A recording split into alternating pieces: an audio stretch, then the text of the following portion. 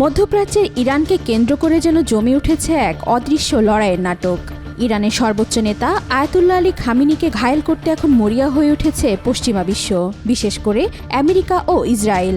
ইরানকে ঘিরে যখন তারা নতুন করে আগ্রাসনের ছক আঁকছে, তখনই বিশ্ব রাজনীতির মঞ্চে আবারও প্রাসঙ্গিক হয়ে উঠেছে লিবিয়ার সাবেক নেতা মুয়াম্মার গাদ্দাফির শেষ ভাষণ। গাদ্দাফির সেই করুণ অথচ দৃঢ় কণ্ঠে উচ্চারিত বার্তা যেন সময়ের প্রেক্ষাপটে এখন নতুন অর্থ ধারণ করছে। লিবিয়ার মাটি থেকে বিশ্ববাসীর উদ্দেশ্যে তার সেই ভাষণটি কেবল এক ব্যক্তির বিদায়ী ভাষণ ছিল না, বরং ছিল এক বিপ্লবী চরম সতর্কবার্তা, যেখানে তিনি বুঝাতে চেয়েছেন পুঁজিবাদী সাম্রাজ্যবাদ কতটা ভয়ঙ্করভাবে একটি স্বাধীন জাতির উপর ঝাঁপিয়ে পড়তে পারে।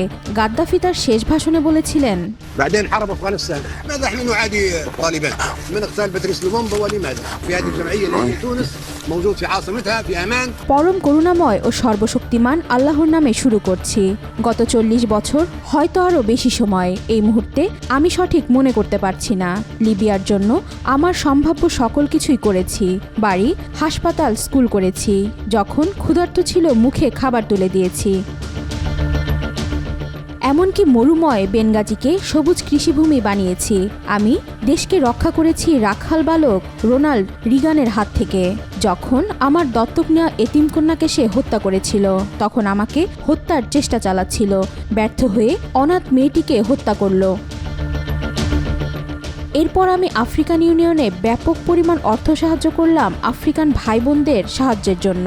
সারা জীবন খেটে গেছি মানুষকে গণতন্ত্রের আসল উদ্দেশ্য বোঝাতে, এবং আমাদের দেশে গণকমিটি গঠন করা হয়েছিল সুশাসন নিশ্চিত করতে।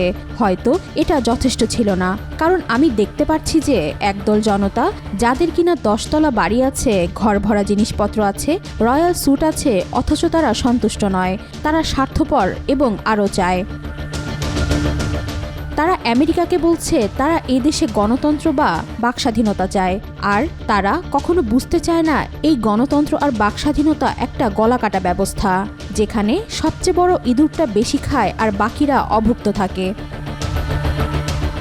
তারা বুঝতে চায় না আমেরিকায় ওষুধ ফ্রি নয়, হাসপাতাল ফ্রি নয়, শিক্ষা ফ্রি নয়, খাদ্য ফ্রি নয়, তেলের দাম কম নয়, বেকারত্বের হারও কম নয়।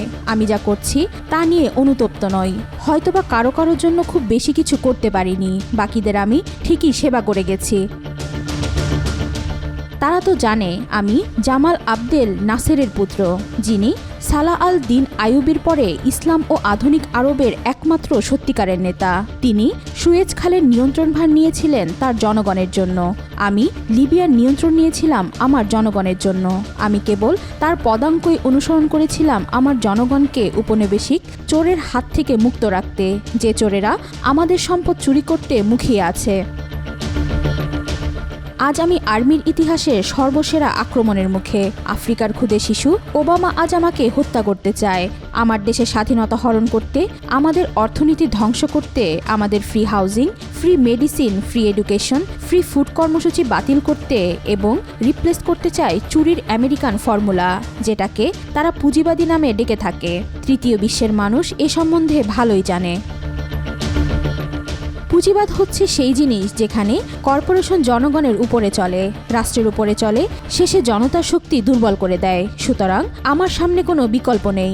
আমি আপোষ করব না, এবং আল্লাহ চাইলে আল্লাহর পথে মৃত্যুবরণ করব, যেই পথ আমার দেশকে ধনী বানিয়েছে, কৃষিতে সমৃদ্ধ করেছে, খাদ্য স্বাস্থ্য উন্নত করেছে, আর আমাদের আরব আফ্রিকার অসহায় ভাই বোনদের সাহায্য করার সুযোগ দিয়েছে। সেই পথ ত্যাগ করে আপোষ করার কোনো মানে হয় না।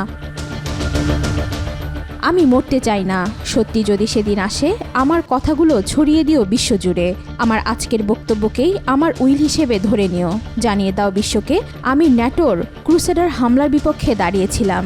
অমানবিকতা, বিশ্বাসঘাতকতা, পশ্চিমা ঔপনিবেশিক শক্তির বিরুদ্ধে দাঁড়িয়েছিলাম, আর ছিলাম আফ্রিকান আরবদের পাশে আলোর রেখা হয়ে। কখনো বোকার মতো সম্পদ ব্যবহার করিনি। আমাদের মহান মুসলিম নেতা সালাহুদ্দিনের মতো আমিও জেরুজালেমের দিকে নজর দিয়েছিলাম। পারিনি মুক্ত করতে, কিন্তু সব ধরনের সাহায্য করে গেছি এই নগর মুক্ত করতে। পশ্চিমারা আমাকে উন্মাদ পাগল বলে অভিহিত করে, কিন্তু তারা ঠিকই জানে সত্য কোনোদিন চাপা থাকে না। তারা এটা জানে আমরা স্বাধীন জাতি। আমি এই স্বাধীনতা অক্ষুণ্ণ রাখার শপথ করলাম। আমি শেষ রক্তবিন্দু দিয়ে স্বাধীনতা আর দেশকে রক্ষা করে যাব। আল্লাহ তাআলা যেন আমাদের ঈমানদার ও স্বাধীন রাখেন। ওয়াহিদা পারভীন ঈশিতা, আজকাল।